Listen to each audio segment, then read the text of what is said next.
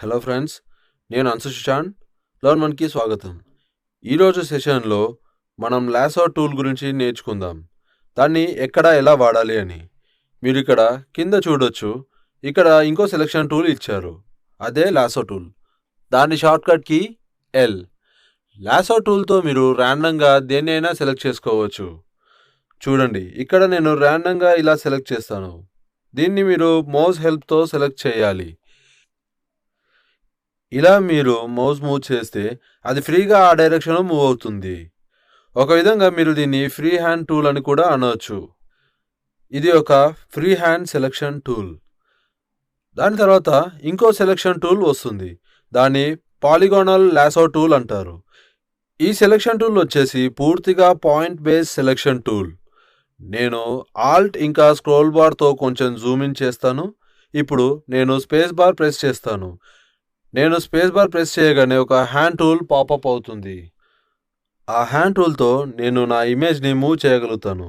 Hand tool హెల్ప్తో మీరు మీ ఇమేజ్ని move చేయాలని అనుకుంటే మీరు వర్క్ చేసేటప్పుడు కొంచెం సెలెక్షన్ వర్క్ కూడా చేస్తున్నారు కాబట్టి మీరు స్పేస్ ప్రెస్ చేయాలి. అప్పుడు మీ ఇమేజ్ మూవ్ చేసుకోవచ్చు. నేను ఇప్పుడు పాలిగానల్ లాసో టూల్తో సెలెక్షన్ చేస్తున్నాను. చూడండి, ఇక్కడ క్లిక్ చేశాను. క్లిక్ చేసిన వెంటనే ఒక పాయింట్ వచ్చింది. ఇలా మనం మౌస్ మూవ్ చేస్తే అది కూడా అలానే కదులుతుంది. లైన్ ఎప్పుడు స్ట్రైట్గానే ఉంటుంది. అంటే మీరు మీ పాయింట్స్ని ఎప్పుడు ఆ స్ట్రైట్ లైన్కి తగ్గట్టు ఉంచుకోవాలి. అలా మీరు సెలెక్షన్ని చేసుకోవచ్చు. నేను ఇక్కడ చూపించినట్టు నేను ఇక్కడ ఇంకోసారి క్లిక్ చేశాను. ఆ పార్ట్లో ఒక లైన్ ఫామ్ అయింది. చూడండి, నేను ఎలా ముందుకు వెళ్తున్నాను. చూడండి, ఇలా మీరు ఇంకా సెలెక్షన్ చేయాలి. ఇంతకు మించి వెళ్ళాలి అనుకుంటే అప్పుడు మనం స్పేస్ ప్రెస్ చేస్తాం. హ్యాండ్ టూల్స్తో కొంచెం మూవ్ చేస్తాం. ఇలా మౌస్ని క్లిక్ చేస్తూనే సెలెక్షన్ చేయాల్సి ఉంటుంది. మీరు ఒక పాయింట్ తర్వాత ఒకటి పెట్టుకొని సెలెక్షన్ అనేది చేసుకోవాల్సి ఉంటుంది. మీరు గుర్తుపెట్టుకోవాల్సింది ఆ లైన్ స్ట్రైట్గానే వస్తుంది. దాన్ని ఎక్కడ కూడా మనం బెండ్ చేయలేము. వీలైనంత దగ్గర పాయింట్స్ పెట్టుకోవాల్సి ఉంటుంది. చూడండి, ఇలా నేను కార్ని సెలెక్ట్ చేస్తున్నాను. ఇంకా అలా సెలెక్ట్ చేస్తూనే వెళ్ళండి. స్పేస్ ప్రెస్ చేస్తూ ఇమేజ్ని హ్యాండ్ టూల్తో మూవ్ చేస్తూ ఉండండి. ఇంకా పాయింట్ని అక్కడే ఉంచండి. ఓకే, నేను పాయింట్ ప్లేస్ చేస్తున్నాను. పేజ్ని మూవ్ చేస్తూనే సెలెక్ట్ చేస్తూ ఉంటున్నాను. ఓకేనా గైస్? చూడండి, ఇలా మీరు సెలెక్షన్ ఫినిష్ చేయాలి అనుకుంటే అప్పుడు మీరు సెలెక్షన్ ఎక్కడ అయితే మొదలు పెట్టారో అక్కడికి వెళ్ళాల్సి ఉంటుంది. చూడండి, ఇలాగా మీరు ఆ పాయింట్కి వెళ్ళిన వెంటనే ఒక జీరో సైన్ కనబడుతుంది.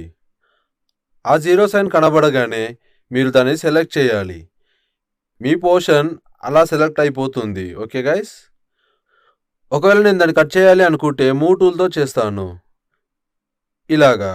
ఓకే, ఇప్పుడు నేను Ctrl+Z చేసి Ctrl+Dతో డీసెలెక్టింగ్ చేస్తున్నాను. Okay guys?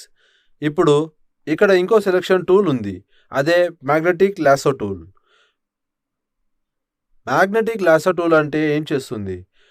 ఇందాక మీరు చూసిన లాసో టూల్లో మీరు ఒకదాని తర్వాత ఒకటి పాయింట్స్ పెట్టాలి ఉంటుంది.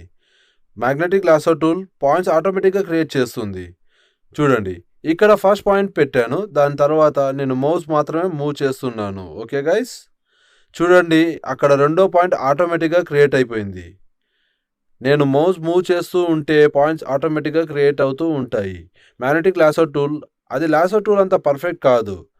ఎందుకంటే అది ఆటోమేటిక్గా పాయింట్ సెలెక్ట్ చేసుకుంటుంది. చూడండి, స్పేస్ ప్రెస్ చేస్తే అది స్లైడ్గా కిందకి టర్న్ అయ్యింది. మ్యాగ్నెటిక్ లాసో టూల్లో నేను మౌస్ మూవ్ చేస్తూ ఉంటే పాయింట్స్ ఆటోమేటిక్గా జనరేట్ అవుతూ ఉంటాయి.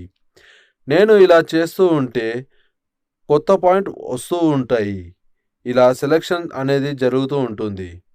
మీకు మ్యాగ్నెటిక్ లాసో టూల్లో కొంచెం పర్ఫెక్షన్ రావాలి అనుకుంటే అప్పుడు ఈ మధ్యలో ఎక్కడో ఇలా మీరు మౌస్ క్లిక్ చేయాల్సి ఉంటుంది. మీరు మౌస్ క్లిక్తో పాయింట్ని పెట్టాల్సి ఉంటుంది. ఇలా చేస్తే ఏం జరుగుతుంది? మీ సెలెక్షన్లో కొంచెం పర్ఫెక్షన్ అనేది వస్తుంది. చూడండి, ఇలాగా. ఇలా నేను ఇక్కడ మౌస్ క్లిక్తో